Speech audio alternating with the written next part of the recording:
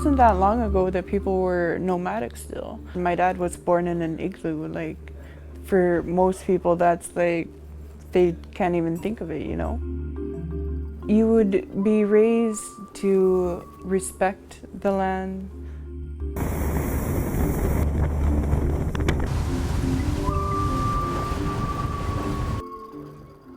This is an old lookout point. That's why there's a tent ring here. Hunters usually wait here for the herd to come by. As a person, a hunter, you have responsibilities to bring back food. Since everything is so expensive up here, we can go out harvesting caribou or fish and have food on the table. Because ever since 2008, when Agnico came, it was a big eye-opener for everybody in Baker Lake, because no one expected how big the hot trucks were, the big shovels and all the earth-moving equipments were, the drills. Prior to the mine opening up and becoming fully operational, there were community consultation meetings and meetings with the community people. So this is part of our job to make sure that we comply to what we said we would do. So when we meet a license, when we have an operating license, so whatever our work is, we have to make sure we comply to what we said we would do at the beginning of the mine. What they did is amazing. Like, as an open pit mine, they worked and studied to minimize the impact on the environment. That's the thing that I'm really proud of as an employee with Agnico, is how we are minimizing everything, the environmental impact and the wildlife impact. So we do studies before, during, and after.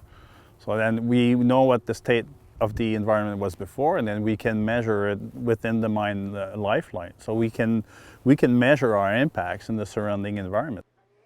All the planning that goes into seeing what kinds of mitigation is being done, I really believe that the work that is being done by Agnico to be able to mine to leave a very little footprint has been great. The closure plans, making sure that the community is involved, our Inuit organizations are involved.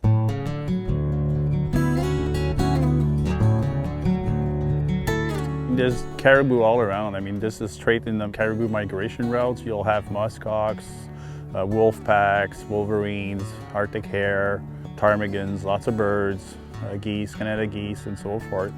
I mean, and then there's the water everywhere in Nunavut. So there's marine wildlife, lake trout, char, you name it, we have it.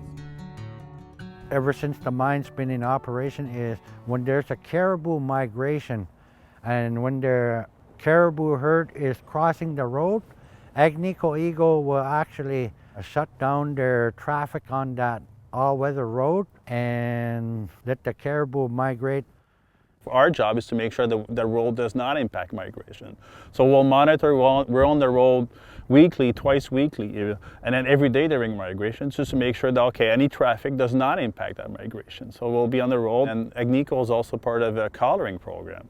So we have collars on caribou and we can track them. So we'll know ahead of time where they'll be passing through our mine site, and then we can act upon that also. Wildlife has always been a priority. I mean, on the road, the rules on the road, wildlife first. They are respecting what the community members have said about the caribou and the fish. It's really been working hand in hand and very positively.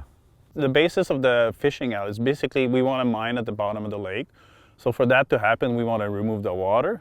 And before removing the water, there are fishes in the water. So we just want to make sure we remove those fish. And then we transfer them either to a lake that's nearby, or the fish that happen not to make it, those fishes are brought to the community, are given out to elders in the community.